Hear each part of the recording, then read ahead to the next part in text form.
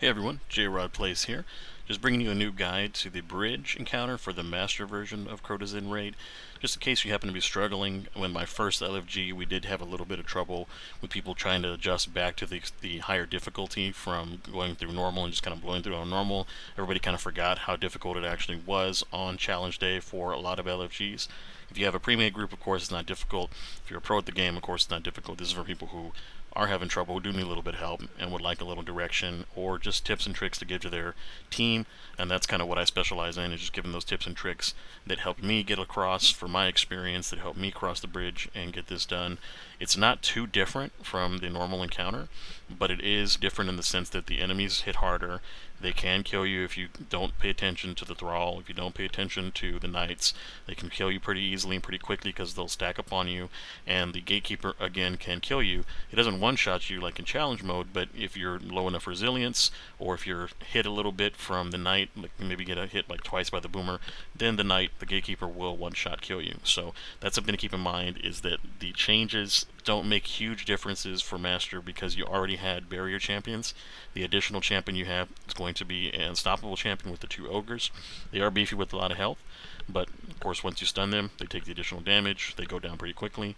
The wizards don't pose too much of a threat as long as you pop their shields, keep them stunned, kill them as soon as you can. And the barrier knights themselves, again, are not too bad either.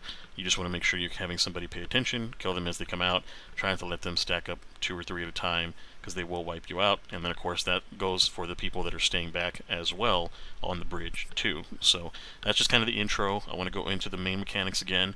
Just like in normal mode, you have the same strategy. You're going to pick up the chalice, you're going to pass it around to everybody on the same side, get every single person enlightened except for one.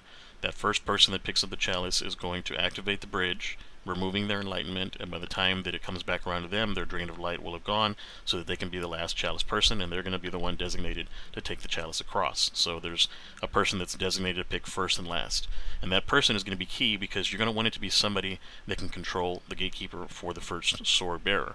And so the idea is you're going to send a warlock over usually. I was Stasis. We had another warlock that was on his well. It was solar, and he would go over, he would drop the well. I would actually take the sword behind him, so it was me and Griff in this particular clip. Griff would go drop the well for me. I would throw out an ice turret, because I was on Stasis, and that would freeze the gatekeeper as he came into the well, and the well gave me protection just in case the gatekeeper sorted me through the freeze, because that can happen. I've frozen the gatekeeper before, and he still gets his sword motion through, and so you're then one shot, but if you're in a well, no big deal. Now on the main side of the bridge, on the side that you start on, the new threats are going to be the increased damage from the sword bearer, the increased damage from the adds, and of course the barrier champions. And with the barrier champions, again, stun them, put them down quickly, try to have 2 people on each plate. So you're going to have 2 in the middle, 2 on the right, and 2 on the left. You're going to have one person that's absolutely assigned to that plate, is not going to leave it, but you're going to have another person that's going to be able to float between the center and to the right, and the center and to the left. And you may end up in situations where you stay at the plate while the person takes the chalice all the way across to the other side, so that way that team can actually get the chalice and get their enlightenment. It's not ideal. Ideally, what you want to have happen is you want to either relieve the person on the plate that you're starting with first, giving him the first enlightenment after the chalice carrier passes off the chalice to you. You go over, give it to him. Once you have your enlightenment, help him kill his barrier, and then he'll come back to the middle and give it to the person in the middle, which will go to the other side. Or he can go all the way across to the other side, give it to them, and then come back to his side. If you have somebody strong enough to hold that plate down solo, because again, the barrier champs do kill a lot of people in LFGs. I personally don't have any trouble with them. I run a machine gun, I stun the barrier champion, I machine gun him down, I use my super if I have to. There's no point in holding on to the super. You're not going to do anything special with it. Unless you're the warlock that's going over with the chalice, you're the only person that wants to save your super. Everybody else can burn their supers, no problem. And so you're going to then have 2 people across the bridge in that instance, so you've got everybody enlightened. Chalice person goes across. The first sword person can actually pick up the sword and start killing stuff with the sword. You don't actually have to wait and let the sword disappear. You can just pick up the sword and run around sorting things as long as you don't get yourself killed. So I would do that sometimes. I'd pick up the sword, I'd be sorting stuff while throwing out my ice turrets. Nothing could attack me because they were all frozen. And so it's a nice build to have, the Osmiomancy build that you see that I have here, running double turrets, max grenades, so that way you have your turrets up as quick as possible. Grenade kickstart, or things that impact induction, things like that generate grenade energy for you so that you have your grenade energy maxed. Now we're at the point where we have 2 people across. You've got the well down. I've killed the gatekeeper, as you see here, and we're going to try to bring a third person across. And this is where we were having trouble, of course, in the LFG, was that people were dying on the other side when it was just 4 people, because there was always one person by themselves with a barrier champion, and they were getting killed by the barrier champion or the sword bearer, and they were running away from the sword bearer. They didn't have a good way to stun the sword bearer, or they just should outright kill it with their super, which is what I would do if I was by myself on the plate. I would kill the sword bearer first, then go to the barrier champion, and then kill everything else, right? And you pop your super. And so if in an ideal situation you have your third person coming across, once he's over, if the other people are struggling and you find that they're dying, just tell them, hey, get off your plates. We will rebuild the bridge from scratch. Don't worry about it, because it doesn't matter. As long as they can stay alive, that's the big deal. You don't want people dying over there with enlightenment because you got the chalice on the other side of the bridge. If that happens, you can always pick up the chalice, go back across the bridge, have that person with the chalice hand it off to one person. They're now enlightened. The person who picks the chalice up is now tasked with taking the chalice back across, and then you're going to be the sword person. So you're going to carry a second sword, or a third sword if you need to carry that hard and your team is struggling. And so that's the way you do the switch. If somebody dies, you take the chalice back across, hand it off, that person comes back with the chalice immediately, you stay and kill the sword bearer, you pick the sword up, you come and you deposit. If it's multiple people dead, you'll have to do a transition twice. So you'll hand off, that person will then hand off to the other one, that last person brings the chalice over, and then you two stay and take the swords. And so that's how you do it. The game is supposed to spawn a sword bearer on the other side once you get people all the way across. Once you have all 6 across, if there's still a situation where the sword bearer hasn't fully been killed and had the sword brought over and the sword despawns, sword bearer is supposed to die and then be brought to the other side and come out of the same gate as the gatekeeper. Doesn't always happen. Sometimes you have to wipe. So be it, right? So now that you've gotten the 3 people across, their job is going to be, of course, to build the bridge once the gatekeeper's been killed. Your job as the 2 people that are already over there is to protect him, kill the ads, stun the gatekeeper for him, keep the gatekeeper from hurting him. If you've got healing grenades, throw healing grenades when you know he's taking a swipe. And if you're the sword person, that third sword person, if there's no well down for you, if the gatekeeper's frozen, great, get in there, get your hits, but back up, because you don't want to take 2 hits from the gatekeeper. You don't even want to take 1 hit from the gatekeeper, because then the ads that come out that door can easily kill you if they're not being controlled by the other 2 players, if they get lax. So now that you've got that situation done, you've got now 2 deposits of the sword. So 1 person with a chalice, 2 swords have crossed. You have the 3 remaining people that need to cross. You're going to then build the bridge, having 1 person stand in the center plate, which activates the 2 side totems. If you need to get off the center plate, you can always do so until the center plate gets fully red, and then it takes off on you. That'll kill you. But before that, you can always hop off. Everybody can hop off. And then you build the bridge again. You have to start over again. You have to get the enlightenment. You have to deposit the enlightenment into the middle plate and start the bridge building process. And then from there, you're already enlightened, which is fine. You can put the chalice back into the pedestal on the other side. The pedestal, of course, is located at the bottom of the stairs, and it's right in the center. It's not the sword pedestals, and it won't ever light up for a sword, but some people have a hard time finding that too. Just remember that that's where it's at. If you get panicked and nobody's trying to take the chalice from you, you can just walk over and deposit it in the pedestal, let them pick it up later, let them deal with it. You can get it off of them. And so now that we've got the 3 people across, the 3 people on the other side, their job is to go and hide. So they're going to get off their plates, they're going to go stand up in the stairs where you came in, and they're going to watch the main entryway, because the sword bearer will either spawn from one of the underside doors where the statues are for the secret chests, or they're going to spawn right in the very middle and come walking out the very middle with the barrier champions. And the wizards will also come and filter to the middle from the sides, so keep that in mind. You want to make sure that you're killing those wizards quickly, because they can stack up on you, and they do a pretty good bit of damage. If you're not using arc resist, things like that, you're going to get wrecked, because you're going to get hit by the barrier champion and then get hit by the wizard at the same time, and then you're going to get hit by the sword bearer who's going to come swipe you if you're not careful. So that was happening to people. It happens. It's an LFG group. This is an LFG guide. It's not for people who are super coordinated, or that never happens to. It's going to happen in your LFG group. If you're watching this video, you're watching it because of that, because you've been struggling with other LFG groups and you're trying to give them advice or show them this video so they can get advice. Or if you have your own team and your own team has people that are prone to getting killed for silly things, then of course that's exactly going to be the same scenario. It's treated like an LFG, right? Even though you know them.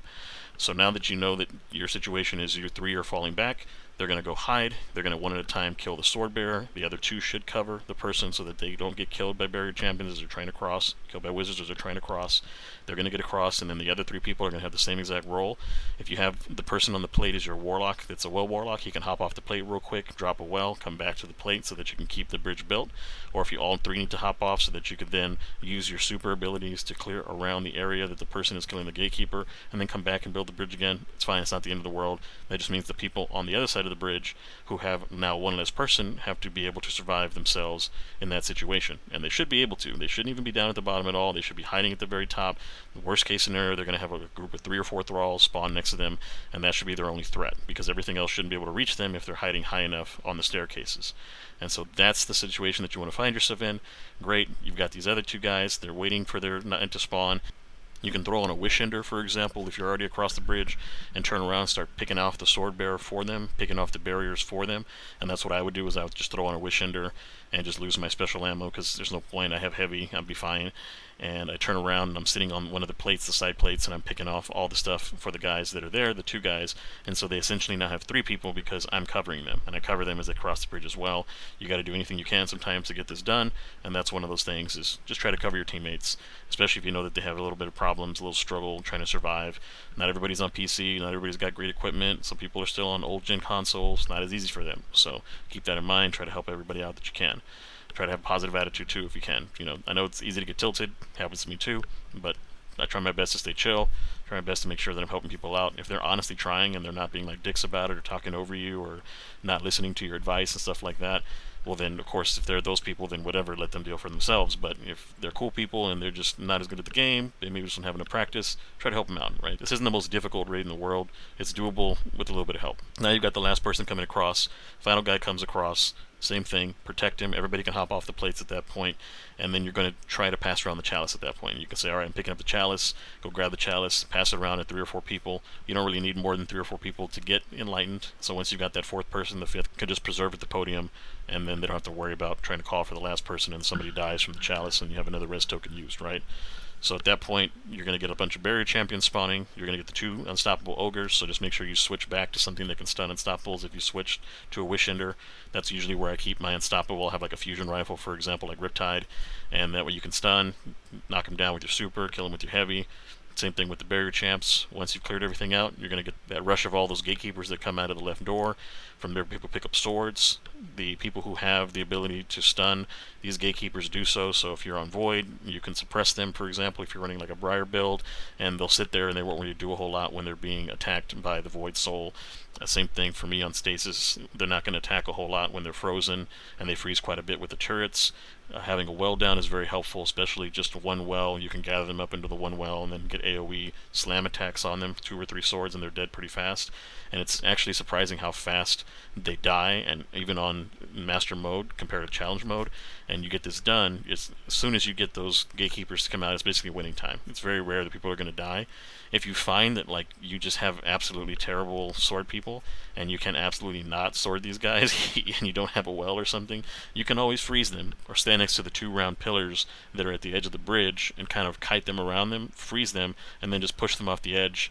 Hunters are best suited at that because they can hop off the edge with them and then hop themselves back up.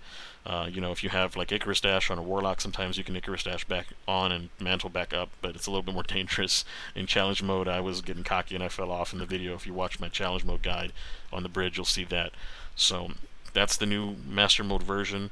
The only big difference is more damage, unstoppable ogres, and just a little bit of coordination that maybe you wouldn't have to do on normal mode that you have to make sure that you're doing on Master so that you get this cleared.